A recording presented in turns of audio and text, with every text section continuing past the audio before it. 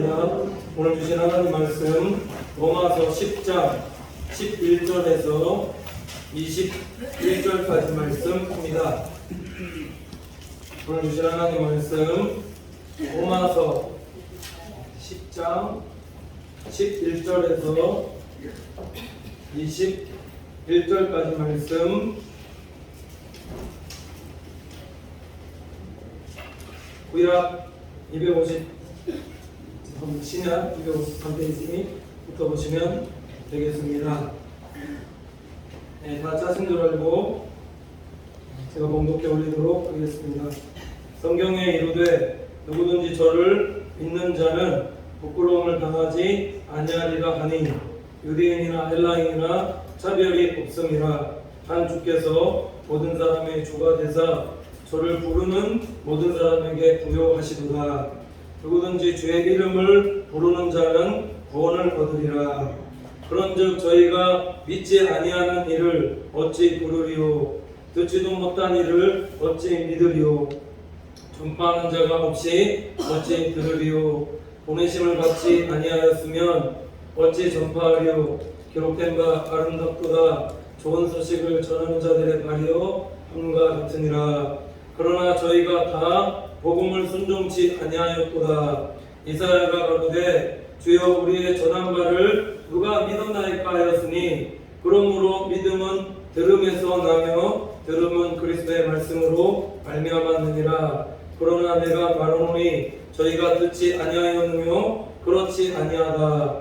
그 소리가 온 땅에 퍼졌고 그 말씀이 땅끝까지 이르렀도다 하였느니라.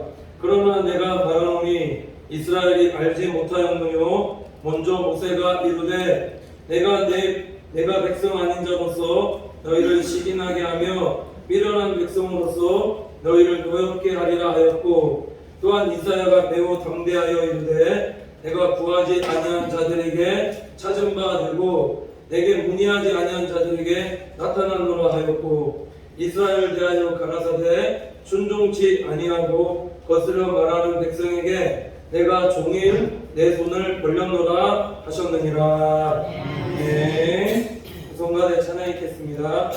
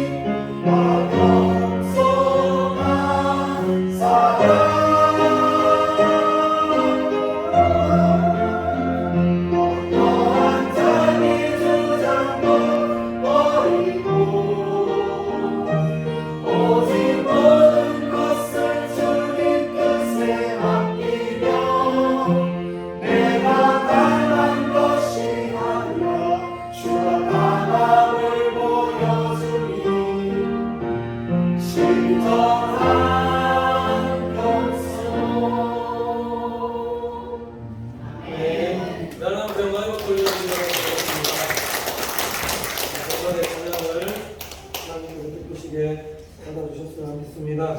우리 옆에 분 보시면서 인사하도록 하겠습니다. 사랑합니다. 축복합니다. 잘 오셨습니다. 잘 될 것입니다.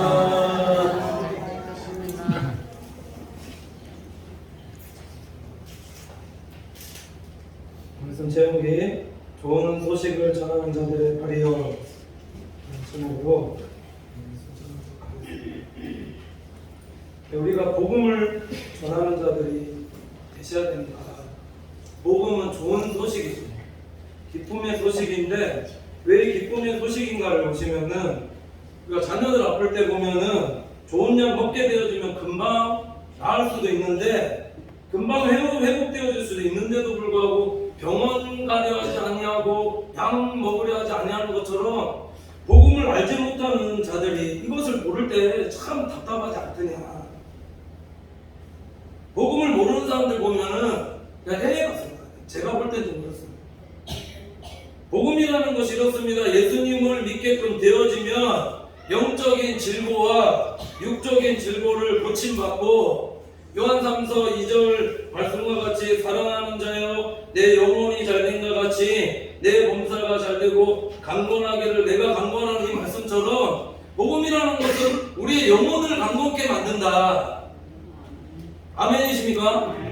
영혼을 강건케 만들고 영혼이 잘 되어져야지만 그다음 범사가 잘 되어지고 우리 육적으로도 강건함을 입는 믿음의 성도들 되어진다는 거죠. 복음이라는 것이 영혼만 강건하게 하는가 육적으로도 강건하게 한다. 또 있습니다. 신앙생활하면서 하나님께서 주시는 비전과 사명으로 인해서 늘 마음 가운데 기쁨과 은혜가 충만하게 하는 그렇게 해주시는 것이고 아멘이십니까? 신앙생활에 기대가 되어지게끔 한다. 우울증과 낭망, 실망, 절망이 아니라 복음 안에서 살아가는 사람들은 항상 기대가 된다는 것은 또 하나 더 있습니다. 모든 일에 그럼에도 불구하고 하나님께서 모든 걸 회복시켜 주시고 잘되게 해주실 것이라는 그게 하나님의 자녀죠.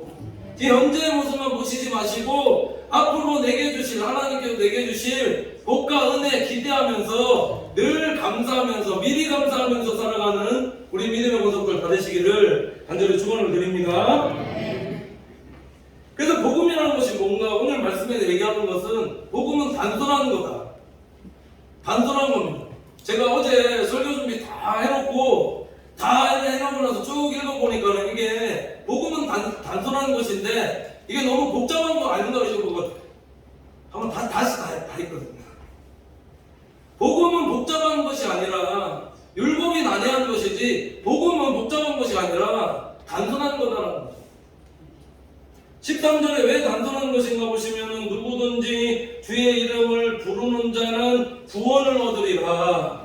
누구든지 주의 이름을 부르면 구원 얻는다 말씀하고 있다는 거죠. 어린 아이도 주의 이름을 부르면 구원받고 나이 들어서 병상에 누우신 사람들도 주의 이름을 부르게끔 되어지면은 그럼 구원받는다. 차별이 없는 것이 복음이고 사람은 차별하지만은 하나님은 차별하지 않으시고 모든 주의 이름을 부르는 자들에게 오늘 말씀해 보면은 부요케 하시는 것이 이게 복음이다라는 것이고 그래서 요한복음 10장 10절 보시면 이렇게 말씀하고 있는데 도적이 오는 것은 도적질하고 죽이고 멸망시키려는 것뿐이요 내가 온 것은 양으로 생명을 얻게 하고 더 풍성히 얻게 하려는 것이니라 이렇게 말씀하고 있습니다. 이게 복음이다라는 거죠. 복음이다라는 것은 우리를 예수 그리스도의 은혜 가운데서 하나님께서 믿음으로도 부요케 하고 또 우리를 풍성케 하시는 이게 복음이다라는 겁니다. 예수 믿고 나서 잘 안 된 나라 보셨습니까? 예수 믿고 나서 잘 안 된 성도 보셨습니까? 제대로 안 믿으니까 안 되는 거지. 예수 잘 믿고 살아가는 나라와 예수 잘 믿고 살아가는 성도에게는 반드시 하나님께서 잘되게 해주신다. 잘될 뿐만 아니라 형통한 성도의 삶을 살게끔 그렇게 인도하신다. 복음을 원어로 유앙겔리온이라고 하는데 이 단어가 어디서 시작됐는가 보시면은 마라톤 혹시 아십니까? 마라톤은 그리스도 아테네의 북동쪽 30km에 위치한 지역의 이름인데 구약에 보면 페르시아 나오죠. 페르시아의 다리오 황제가 그리스도 대군을 이끌고 정복 전쟁을 했는데 그리스도의 항복을 요구했는데 그때 있었던, 성경에는 안 나오죠. 중간사에 보면 나오는데 알렉산더 대왕과 페르시아의 다리우스죠. 붙었습니다. 근데 그리스도 군사는 얼마였는가? 1만이고 1만 군대고 페르시아 군대는 10만이었는데 1만과 10만이 붙었는데 누가 이겼는가? 그리스가 이겼다. 아테네가 그래서 이 기쁜 소식을 전하기 위해서 그 마라톤 평야를 한 병사가 계속해서 뛰어서 한 38km, 지금 마라톤 되는 건 42.19 이렇게 얘기하지만 38km, 한 40km 되는 거리를 뛰고 또 뛰고 중간에 쉬어도 될 건데 뛰어서, 그래서 이 아테네 시민들 앞에서 유한겔리온 복음이다, 기뻐하라, 아테네가 이겼다, 전쟁에서 승리했다, 이 한마디 남기고 죽었다. 이게 유한겔리온이 복음이다라는 거. 이거 영적으로 적용해 보면은 모든 전쟁이 끝났다라는 거죠. 모든 믿는 자들에게 사탄마귀의 권세는 예수 그리스도의 십자가 위에서 예수님께서 승리하셨다, 예수님께서 이기셨다, 이게 복음이다. 그래서 다시는 사탄마귀가 우리를 율법으로 우리를 정죄할 수 없는 것이며 죄와 사망의 권세가 우리를 어찌하지 못하고 우리는 이런 율법에서 자유하고 해방된 하나님의 자녀들 되었다. 복음이 왜 중요한 것인가? 내가 하는 것이 없이 내 행위에 상관없이 누구든지 주의 이름을 부르는 자는 구원 얻는다. 이게 얼마나 기쁜 소식이냐라는 겁니다. 이것을 체험한 사람은, 내 안에 복음의 능력을 가지고 있는 사람은 그래서 복음을 전할 수밖에 없다라는 겁니다. 우리 사랑하는 믿음의 성도들은 이 구원의 복된 소식을 가지고 늘 복음 전하는 데 힘쓰며 살아가는 우리 믿음의 성도들 되시기를 간절히 축원을 드립니다. 교회와 성도의 사명이 무엇인가? 하나님께서 가장 기뻐하시는 것이 무엇인가? 교회의 사명은, 성도의 사명은 다른 것이 아니라 복음 전하는 데 힘쓰는 성도로 살아가. 다르게 말씀을 드리면 영혼 구원하는 일에 힘쓰는 일, 전도하며 선교하는 일에 힘쓰는 일을 하나님께서 가장 기뻐하신다. 우리 사랑하는 성도님께서 예수님께서 사망 권세 깨뜨리시고 사단마귀의 권세를 이기시고 승리하셨다. 우리에게 율법의 모든 정죄와 율법에서 속박하시고 나를 해방시켜 주시고 내 죄와 허물을 사하시고 나를 하나님의 자녀로 삼아주심을 깨닫고 감사하면서, 이게 복음이거든요. 이 안에서 신앙생활, 이게 항상 출발이 되셔야 된다. 나를 죄와 사망 가운데에서 건져주시고 나를 하나님의 자녀 삼아주셨다 되는 이 구원의 감격과 감사에서 시작되어지는 출발, 여기서 봉사하고 여기서 헌신하고 여기서 희생하고 여기서 섬기며 살아가는 신앙생활 되어질 때, 그래서 늘 기쁨과 감격 가운데 신앙생활을 하면서 살아가는 성도로 살아갈 수 있다는 거예요. 신앙생활에서 예수 그리스도가 빠지고 복음이 빠지면 어떻게 되어지는가? 그러면 이 구원의 기쁨과 감격이 빠지면 율법적인 신앙생활, 형식적인 신앙생활, 종기적인 신앙생활을 하는 자들로 살아갈 수가 있다는 거예요. 기도하실 때 하나님 다른 것 다 잊어버리도 되지만은 내게 주신 이 구원의 기쁨과 감격만은 잊어버리지 않고 살아간 은혜 있게 하여 주시옵소서 기도하는 우리 믿음의 권속들 되시길 간절히 축원을 드립니다. 오늘 로마서 9장부터 11장까지의 말씀이 사도 바울이 궁금했던 것이 있습니다. 그게 뭐냐면 왜 유대인들이 구원에서 유보되었는가? 왜 예수 그리스도를 유대인들이 거절하였는가? 사도 바울이 예수 그리스도를 만나고 난 이후에 보니까 구약 성경에 예언되었던 그 메시아가 예수 그리스도라는 것을, 이거를 사도 바울이 철저하게 깨달았다는 겁니다. 유대인들에게 복음이 전해지지 않았는가? 오늘 14절 15절 말씀은 이렇게 말씀하고 있는데, 그런즉 저희가 믿지 아니하는 일을 어찌 부르리요? 듣지도 못한 일을 어찌 믿으리요? 전파하는 자가 없이 어찌 들으리요? 보내심을 받지 않았으면 어찌 전파리요? 기록된 바 아름답도다. 좋은 소식을 전하는 자들의 발휘함과 같으니라. 이렇게 말씀하고 있습니다. 이 말씀 보면은 이스라엘 백성들에게 구원의 복음이 전하여지지 아니하였는가? 전하여졌다. 구약의 많은 선지자들 통해서 오실 예수 그리스도에 대해서 많이 전하였다. 근데 중요한 건 뭐냐면 그들이 믿지 아니하였다. 복음을 들었는데도 불구하고 그들이 복음을 받아들이지 않았다 말씀하고 있거든요.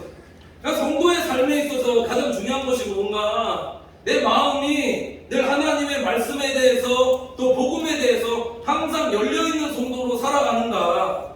오늘 이렇게 하나님의 말씀이 선포되어지고 있습니다. 근데 말씀을 들을 때 이 말씀에 대해서 아멘으로 이렇게 맞는 성도들이 아니라 말씀 전할 때 아유 또 오늘 목사님 어떤 말씀 하시려나, 아유 오늘 목사님 설교를 잘하시네 못하시네 하면서 이렇게 하는 게 아니라 마음이 항상 열려있어서 하나님의 말씀을 아멘으로 받고 복음을 아멘으로 받는 믿음의 성도를 되셔야겠다. 그래야지만 내 신앙 성장에 유익이 된다. 항상 은혜 가운데 말씀을 통해서 우리가 은혜 받지 않으면 어디서 은혜 받을 거냐라는 거죠.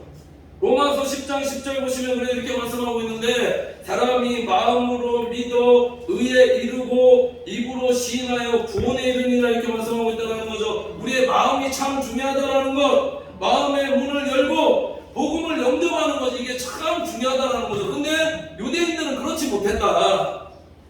하나님의 말씀으로 받아들이지 않고 복음을 영접하지 못했다. 요한복음 1장 12절 보면 이렇게 말씀하고 있는데 영접하는 자, 곧 그 이름을 믿는 자들에게는 하나님의 자녀가 되는 권세를 주셨으니 이렇게 말씀하고 있습니다. 여기서 전제가 있는데 이 전제가 뭐냐면 우리 신앙생활에 믿어야 한다. 로마서 10장 오늘 16절 17절 보시면 그래서 이렇게 말씀하고 있는데 그러나 저희가 다 복음을 순종치 아니하였도다. 이사야가 가로되 주여 우리의 전하는 바를 누가 믿었나이까 하였으니, 이사야가 전하였다는 거죠. 근데 누가 믿었나이까 하였으니 안 믿었다는 겁니다. 그러면서 뒤에 붙이는 게 유명한 말씀, 믿음은 들음으로 들음에서 나며 들음은 그리스도의 말씀으로 말미암았느니라 이렇게 말씀하고 있어요. 구원은 어떻게 받는 것인가? 믿음으로 받는다는 거죠. 근데 여기 전제가 보면은 어떤 전제? 하나님의 은혜로 우리에게 믿음 주신 것이 그게 하나님의 은혜인데 믿는 것이 하나님의 은혜고 믿어지는 것이 하나님의 은혜고 믿게 하신 것이 하나님의 은혜다. 근데 중요한 건 뭐냐면 이 믿음이라는 것이 어떻게 생겨나는 것인가? 어떻게 더 깊은 믿음을 가지고 신앙생활을 할 수 있는가? 우리가 질문할 수 있는데 성경이 말씀하는 것은 다른 것 말씀하는 것이 아니라 믿음은 들음으로, 들음은 그리스도의 말씀으로 말미암느니라 이렇게 말씀합니다. 성경이 아주 중요한 말씀을 우리에게 해주고 있는데 믿음이라는 것은 들음으로 난다라는 것. 들음. 여기서 그러면 우리가 이 들음으로 난다는 게 뭐냐라는 겁니다. 성도의 하나님의 말씀에 경청이다. 말씀을 잘 들으셔야 된다. 말씀을 잘 정종하는 성도들 되셔야 된다.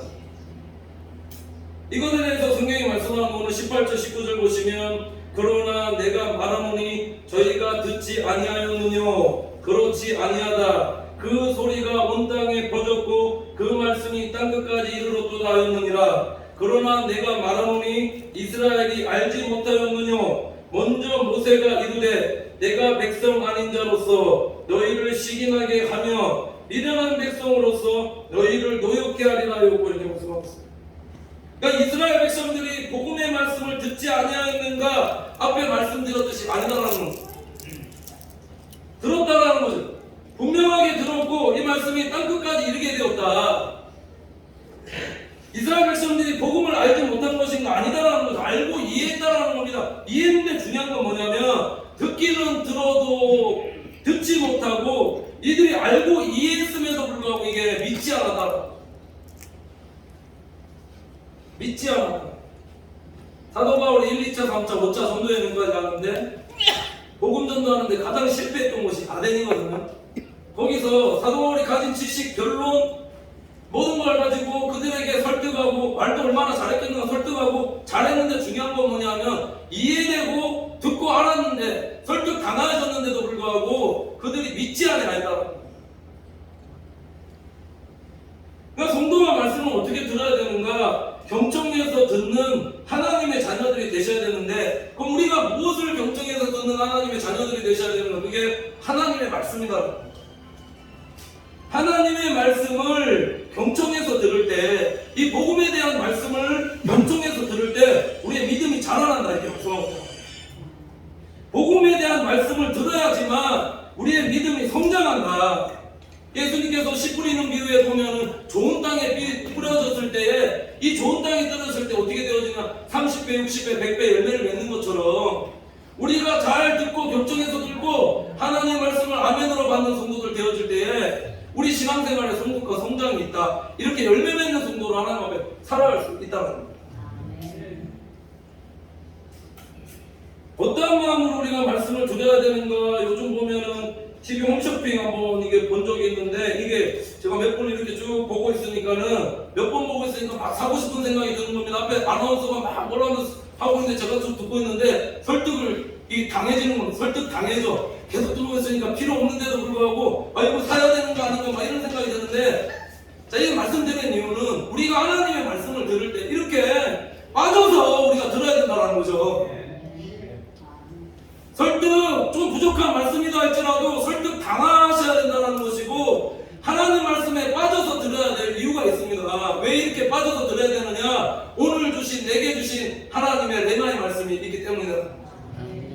우리 신앙생활은 다른 어떤 것이 아니라 하나님이 오늘 나에게 뭐라 말씀하시는지 그 레마의 말씀을 듣고 그 말씀 듣고 순종하면서 살아가는 성도들 되어질 때 하나님께 우리를 축복하여 주신다. 경청하는 게 왜 중요한가? 예배드리는 것이 왜 중요한가? 이거 한번 말씀드렸습니다. 노아가 홍수 심판 이후에 방주에서 나오자마자 한 것이 뭐냐면은 여호와를 위하여서 예배드렸거든요. 여호와를 위해서 예배드리니까 이게 하나님께서 그 예배를 받으셨는데, 감사 예배로 하나님 앞에 영광 올려드렸더니 하나님께서 그 예배를 연락하시고 흠양하실 때 우리에게 주신 축복이 뭐냐면, 두 언약으로 하나님께서 노아를 축복하시는데, 하나 뭐냐면 생육하고 번성하고 정복하고 다스리라. 에덴의 축복, 에덴 동산을 만드시고 처음 아담에게 하셨던 그 축복을 심판 이후에 하나님 앞에 예배 잘 드리고 예배를 영광 올려드렸더니 하나님께서 에덴에 말씀하셨던 그 축복을 다시금 노아에게 말씀하시더라고요. 거기에 플러스 하나 더 시켜서 또 뭐라 말씀하시냐면은 다시는 물로 홍수로 심판하지 않을 것이다. 예배 잘 드리는 성도 되셔야 됩니다. 예배가 하나님 앞에 연락되어졌을 때에 우리에게 주신 무엇이 있다? 언약이 있다. 레마가 있다. 이 말씀 붙잡고 살아가는 성도 되어질 때에 우리가 살아가면서 승리하면서 살아가는 믿음의 권속들 되어졌습니다. 오늘 주시는 우리 하나님 말씀이 무엇입니까? 우리가 이 땅 살아가면서 좋은 소식을 전하는 복음 전도자가 되셔야 된다는 겁니다. 복음 전하는 믿음의 권속들로 살아갈 때 하나님께서 우리 성도들의 삶을 축복하신다. 영혼 구원을 위해서 힘쓰며 살아가는 교회와 성도들이 되어질 때에 하나님께서 우리에게 말씀으로 축복해 주신다. 아멘이십니까? 영혼 구원에 힘쓰셔야 된다. 또 성경에 한 가지 우리에게 더 말씀하시는 것은 성도에게 있어서 가장 중요한 삶이 복음적인 삶을 살아가는 성도가 되어집니다. 어떤 목사님이 한 분이 이게 우리나라에서도 그렇고 외국에서도 그렇고 실험을 했는데, 자신이 노숙자 옷을 입고 이거 청년부 예배 전에 이제 상가교회였는가 봅니다. 상가교회 앞에서 노숙자 옷 입고 다리도 시커멓고 얼굴도 시커멓고 못 알아보게 냄새나게끔 그렇게 꾸민 다음에 이 노숙자에게 얼마나 많은 관심 가지고 청년들이 사랑으로 대하는지 이거 한번 지켜봤다라는 거죠. 결과가 어땠을까요? 얼마나 많은 설교 들었습니까? 얼마나 많은 말씀을 들었습니까? 말씀 들었는데도 불구하고 노숙자 교회 앞에 상가에 앉아있으니까 다 외면하고 지나가더라는 거죠. 냄새나고 더러우니까 지나가고 노숙자에 대한 두려움도 있고 여러가지 핑계 이 핑계 저 핑계. 나중에 그래서 그 변장했던 분이 강대당 위에 서게끔 되어지니까 그 청년들 어땠을까요? 후에 뒤에 인터뷰하는데 뭐라고 얘기하냐면은 예수님께서 앞에 서신 것 같다. 부끄러웠다라는 거죠. 우리의 삶이 그렇다라는 거죠. 우리의 삶도 분명히 마지막에 있을 것인데 우리가 살아가면서 이런 예수님께서 말씀하신 대로 이런 복음적인 삶을 살아가지 못한다면은 이게 믿음이죠. 그래서 오늘 성경이 말씀하는데 누구든지 저를 믿는 자는, 이 믿는 자라는 이 믿음 안에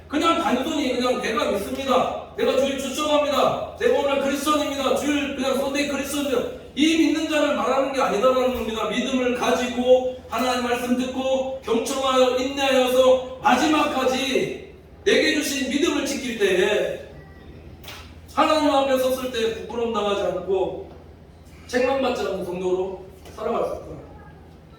로마서에 믿음으로 말미암아 구원받는다는 거 참 오해하시는 분들이 많이 있습니다. 이 당시가 지금 어떤 당시 시대였는가? 로마 황제 시대입니다. 예수 믿는다라고 고백하는 순간에 어떻게 사람을 분별해서 죽였느냐? 잡아다 놓고 예수 믿는다라고 고백하면 죽이고 고백하지 않으면 살리는 그 시대에 살았다는 것입니다. 여기서 말하는 믿음이라는 것이 지금 우리가 현재 고백하는 이런 내가 예수님 믿습니다, 내가 신앙생활 합니다 이런 믿음과 죽기를 각오하고 믿음의 플러스 행위적인 삶까지 동반되는 그런 삶과 앞에 믿음과 차이가 있지 않느냐라는 거예요. 그러니까 우리가 믿음이라는 것은 마지막까지입니다. 끝까지 우리에게 주신 믿음 지키고 하나님 앞에서 살아가는 성도들 되어질 때 우리 마지막 날에 예수 그리스도 앞에 서게 되는 겁니다. 하나님 앞에 서게 되어질 때 우리가 부끄러움 없는 자로 살아가셔야 되는 거 아니냐라는 거예요. 이 청년들이 말씀에 순종하지 못했던 것을 마음 아파하면서 세 개의 말들을 하는 걸 보게 됩니다. 그러니까 복음이라는 건 뭔가? 복음이라는 것은 전하는 것이고 또한 예수님의 삶을 따라가고 닮아지고 우리가 행하는 것이다. 성경이 율법과 복음의 차이에 설명한 것이 무엇이냐면 저번주에 한번 말씀을 드렸는데 요가복음 10장 보시면은 사마리아 비유가 나옵니다. 레위인과 제사장은 강도받는 자를 보면서 그냥 지나가는데 말씀드렸죠. 이게 율법대로 하면은 그냥 지나가는 게 맞습니다. 부정한 자, 시체를 만진 자는 부정한 자라 여겨서 율법대로 행하는 거다라는 거죠. 근데 여기 지금 선한 사마리아는 어떻게 행하였는가? 강도받는 자를 치유해주고 여관으로 데려가서 돈이 덜 들면 내가 돈을 더 드릴 테니까 하면서 부비까지 챙겨주는 예수님께서 이 비유를 통해서 율법사에게 무엇을 말씀하시기 위해서 이 말씀하셨는가? 무엇으로 영생을 얻겠느냐 질문한 율법사 앞에 하나님을 사랑하고 내 이웃을 내 몸과 같이 사랑하라 이 말씀 했는데 율법사가 이거 잘 이해하고 있었다는 거죠. 근데 왜 비유로 선한 사마리아 비유를 들었는가? 알지는 않는데 잘 알고 있죠. 모르는 사람이 없습니다. 알기는 아는데 이게 실천하지 않으면 말씀을 아는 거라고 말씀을 할 수 있겠느냐. 할례에 대한 비유도 이렇게 하고 할례 받은 자가 율법의 말씀대로 행하지 않으면 그거 할례 받았다라고 말할 수 있는가. 우리가 예수 믿는 자라고 말하고 있는데도 불구하고 우리가 하나님의 말씀대로 행하지 못하고 실천하지 못하면 우리가 진정으로 예수 믿는 자라고 말할 수 있는가. 그래 여기 지금 예수님께서 이방인인 선한 사마리아 비유를 들어서 행하라 실천하라 우리에게 말씀하고 계시다. 오늘 19절 보면은 그러나 내가 말하노니 이스라엘이 알지 못하였느냐 먼저 모세가 이르되 내가 백성 아닌 자로서 너희를 시기나게 하며 미련한 백성으로서 너희를 노엽게 하리라 이렇게 말씀하고 있습니다. 성경이 말씀하는 것은 우리가 머리로만 아는 그런 지식이 아니라 말씀을 이해하는 정도의 믿음을 말하는 것이 아니라 지금 말씀 보면 모세 때부터거든. 모세 때부터 뒤에 보면 이사야 시대까지 걸쳐서 다 듣고 이해했다는 겁니다. 근데 중요한 건 뭐냐면 듣고 알고만 있으면 알기는 아는데 실행하지 않고 알기는 아는데 실천하지 않으면 이게 무슨 소용이 있겠는 거예요. 그러니까 예수님께서 뭐라 말씀하시냐면 말씀이 그 속에 없다 이렇게 책망하시거든요. 말씀이 그 속에 없어서 순종치 못한다. 하나님을 믿는다면서 우상 숭배하고 불순종했던 이스라엘 백성들에게 하나님께서 다른 민족들에게 하나님의 사랑과 축복을 줄 것을 모세 때부터 계속해서 하나님께서 말씀하셨다. 그러니까 우리가 신앙생활 잘하셔야 된다는 겁니다. 하나님 섬긴다면서 우리가 복음적인 삶을 살아가지 못하면 하나님께서는 성도를 어떻게 다루시는가 오늘 말씀에 보면 그들에게 시기가 나게 한다 이렇게 말씀하고 그들에게 시기가 나게 한다.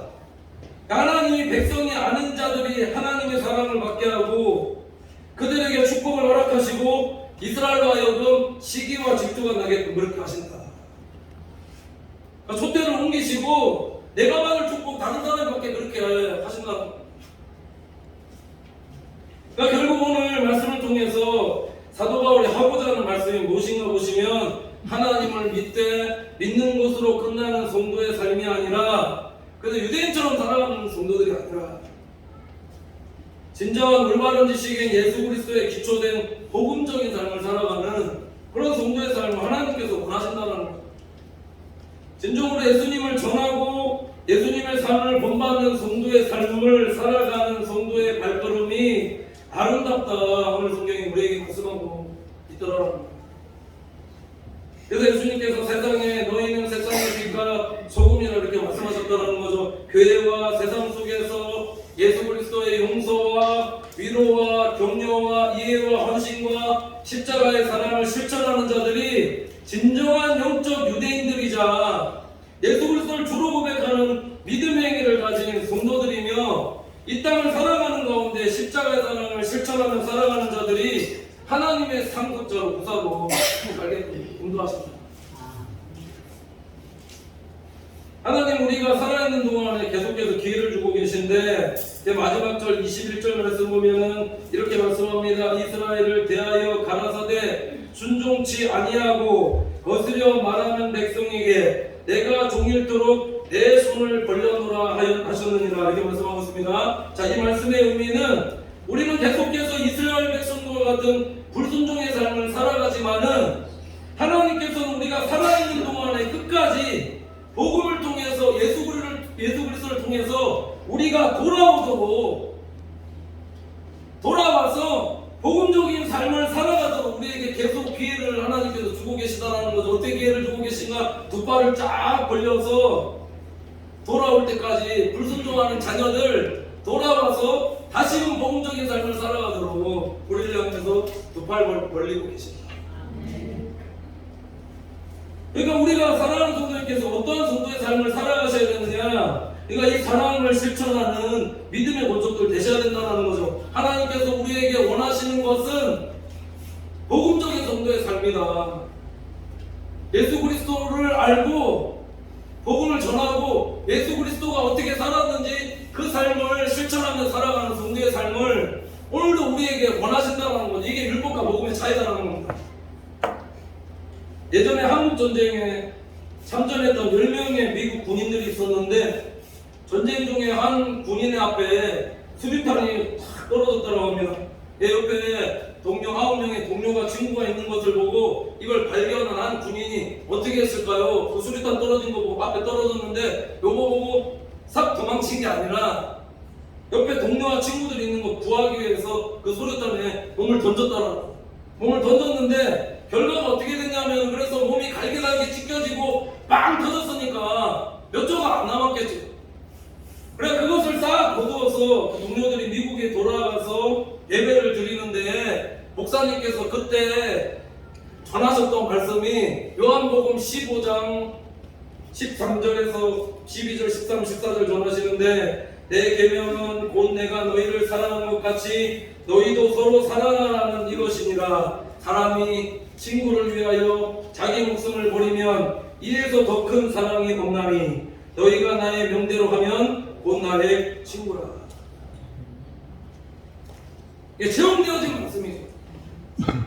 내 동료가 나를 위해서 나 살리기 위해서 이 체험되어진 말씀을 들었을 때 얼마나 감격하고 내가 또 그렇게 살아야 되겠다라는 마음이 들지 않았겠는가.